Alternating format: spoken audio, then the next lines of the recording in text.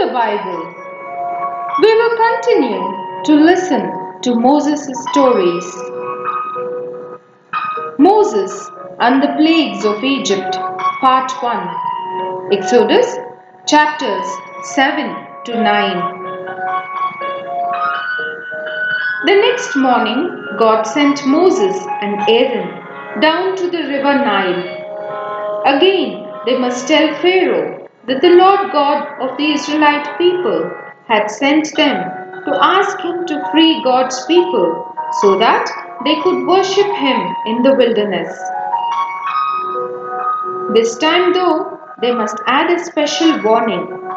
By the stretching out by Aaron of Moses' stick over the water in the river and in the ponds and in the pools and in the jars and pots throughout Egypt, all the water in them would be turned to blood. When Aaron stretched out Moses' stick, that is exactly what happened. And even the fish in the river died and all the water stank. Such an evil man was Pharaoh, though, that even then he would not listen.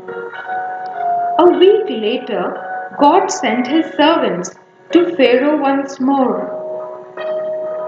This time, they must ask again for the Israelites to be freed. Otherwise, God would send a plague of frogs upon the land. Pharaoh refused once more, and again Moses' stick was stretched out, till the land became a hopping, squirming mass of frogs.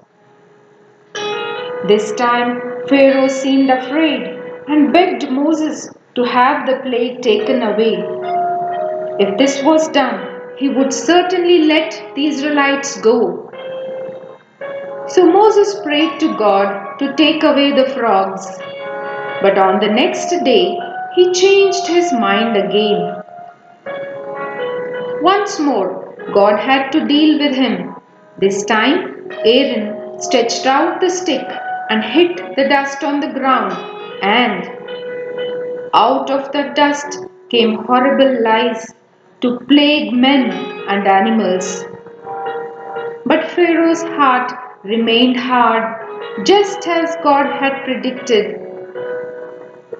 Early next morning, God told Moses to go to the riverside and tell Pharaoh to let their people go and worship God.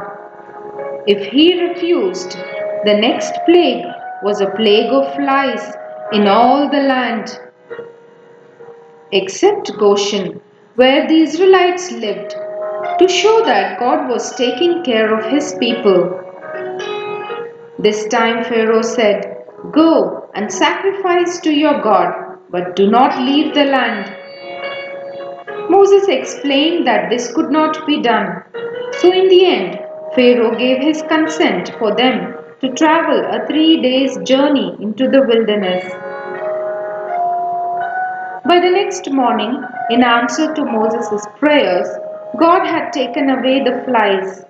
Once more, though, Pharaoh refused to keep his promise. Again Moses and Aaron went into Pharaoh with a terrible warning. If he would not keep his promise, God would send an awful sickness amongst the animals in the land, the cattle and sheep and even the camels. But Pharaoh again would not listen, and thousands of animals belonging to the Egyptians died. Then Moses and Aaron took handfuls of ash and threw it into the air, and as the ash was spread by the wind, nasty boils and blisters broke out on the skins of human beings and a few animals still alive. In spite of the pain they were all suffering, Pharaoh would not hear. God told Moses to go to Pharaoh early next morning and tell him to let their people go and worship God. If he refused, the terrible plagues would not come to an end. This time, a fearful hailstorm broke across the land. People and animals died in Egypt. But once again, the Israelites in the land of Goshen were protected and not a single hailstone fell there. Pharaoh was terrified and called for Moses and Aaron. He told Moses to beg God to end the terrifying thunderstorm and hail. Moses did.